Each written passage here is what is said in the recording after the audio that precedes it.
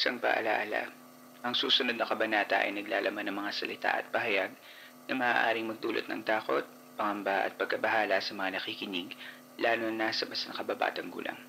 Huwag magpatuloy kung kinakailangan. Lahat na yata ng mga kilalang personalidad na yumao nang hindi kumpletong hinahayag ang sanhi ng pagkamatay ay binabalot ang misteryo at kung ano-anong haka-haka. Hindi liban dito ang ating susunod na kwento. Noong kasagsagan ng mga soap opera noong dekada 80 ay isang pangalan ang lumutang sa tugatog ng kasikatan sa katauhan ni Julie Pearl Postigo o mas kilala bilang Julie Vega. Maganda, puno ng talento at sinasabing napakabait na dalaga ni Julie Vega. Kaya laking gulat na lamang ng sambayanan ng noong ika-6 ng Mayo taong 1985 sa gulang na 16 na taon ay binawian ng buhay si Julie sa isang di malamang karamdaman. Ito ang mga kwentong bumuo ng ating nakaraan. Mga kwentong unang narinig sa mga liblib na lugar o sa pinakatagong bulong-bulungan. Dito ay pag-uusapan natin ang mga kwentong kababalaghan at misteryo na humalo sa kultura, kasaysayan at kamalayan nating mga Pilipino. Ang ating campsite ay isang safe space at bukas para sa lahat ng gustong makinig o kahit gusto mo lamang tumahimik at magpahinga. Ako ang iyong campmaster at ito ang Philippine Campfire Stories.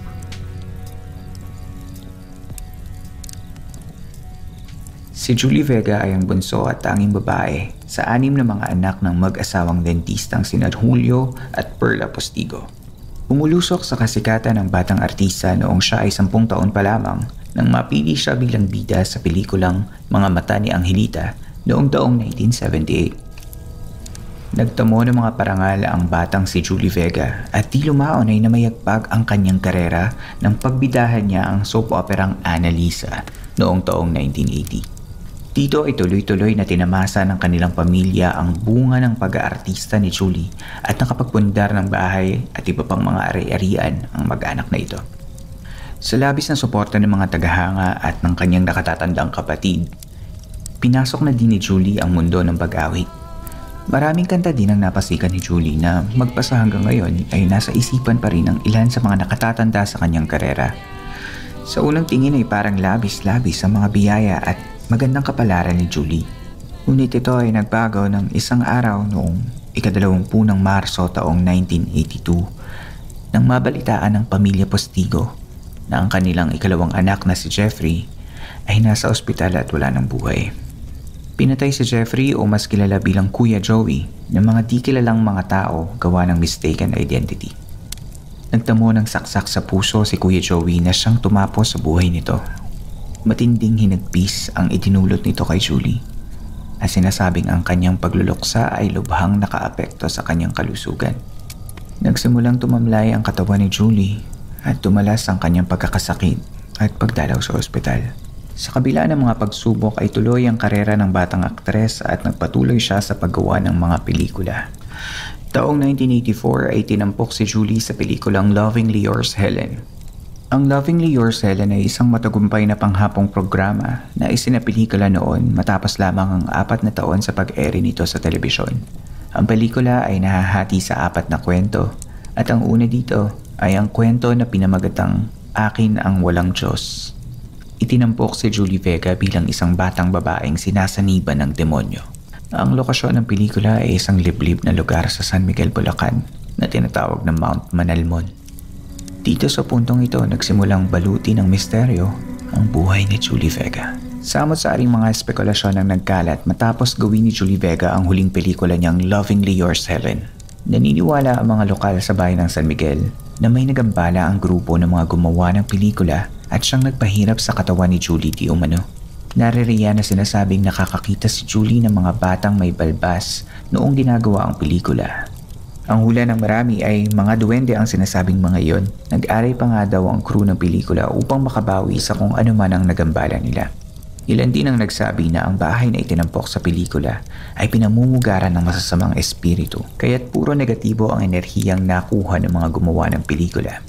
Ang karakter na ginampanan ni Julie na si Ida ay isang dalagitang sinaniban ng masamang espiritu na sinasabing inahilin tulad sa role ni Linda Blair sa pelikulang Exorcist. Katakataka daw na matapos niyang gampanan ng role na ito ay bumagsak ang kanyang katawan at nanlabo ang kanyang paningin. Sabi ng ilan, kinuha nila ang espiritu ni Julie at pinalitan ito ng kung anong kamukha ni Julie ang katawang lupa nito na siyang nanghina at di lumaon ay namatay. Ayon sa programang Kapuso Mo Jessica Soho sa GMA7 noong taong 2016, nakapanayam nila ang ina ng yumaong aktres at sinabi nito na noong mga huling araw ni Julie ay inuwi nila ito mula sa maghapong trabaho. Nahimatay daw ito, ngunit pinauwi din mula sa ospital dahil sa walang nakitang malubhang sanhi kundi matinding pagod. Sa mga susunod na araw ay ibinalik si Julie sa ospital dahil lumubha ang kanyang karamdaman at nakuha na nitong maduling. Isa pang haka-haka ay nagsimula ang kamalasan ng kanilang pamilya mula mismo sa kanilang di umano'y sinumpang bahay. Wala pa raw 100 araw mula nang sila ay lumipat ay siningil na sila ng kamalasan nang kunin nito ang buhay ng kanilang anak na si Kuya Joey. Upang makilala ang pumatay kay Joey, sumangguni sa manghuhula ang mga pustiko. Noon ay nasabing ang manghuhula ay nagtanong kung may anak bang babae ang mag-asawa. At binalaan na ang anak na babae ay kukunin din sa kanila. Ayon pa rin kay Mrs. Postigo, si Julie ay nakipaglaban sa isang pambihirang karamdaman na tinatawag na Guillain-Barré syndrome. Ayon sa definisyon ng Mayo Clinic, ito ay isang bihirang karamdaman kung saan inaatake ng immune system ang iyong katawan sa iyong mga nerves. Ang paghina at pagninig ng iyong mga paa at kamay ang karaniwang unang sintomas ng karamdamang ito. Di lumaan ay nagkaroon din si Julie Vega ng bronchopneumonia na siyang nagpalala ng kanyang kalagayan. Si Julie ay dinala sa Lung Center of the Philippines dakong alas 5 ng hapon noong Lunes, ika-6 ng Mayo, taong 1985. Matapos lamang ang 1 oras at kalahati, pagkalipat niya sa intensive care unit ng ospital, si Julie ay dinala sa Lung Center of the Philippines dakong alas 5 ng hapon noong Lunes, ika-6 ng Mayo, taong 1985. 15 araw lamang bago ang kanyang ika-17 kaarawan. 1 oras at kalahating oras lamang pagkalipat niya sa intensive care unit ng ospital ay binawian ng buhay ang dalagita.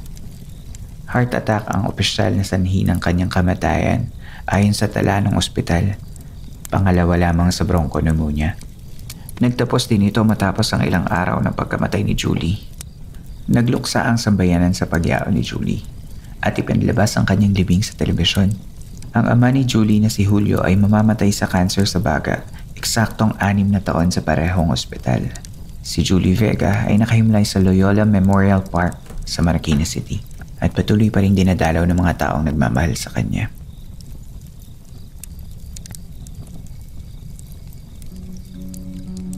Inyo pong nasubaybayan ng isa na namang kwento ng Philippine Campfire Stories. Sana ay nakatulong kahit panandalian ang pakikinig ninyo upang maipahinga ang inyong mga sarili laban sa mga problema sa labas ng campsite na ito.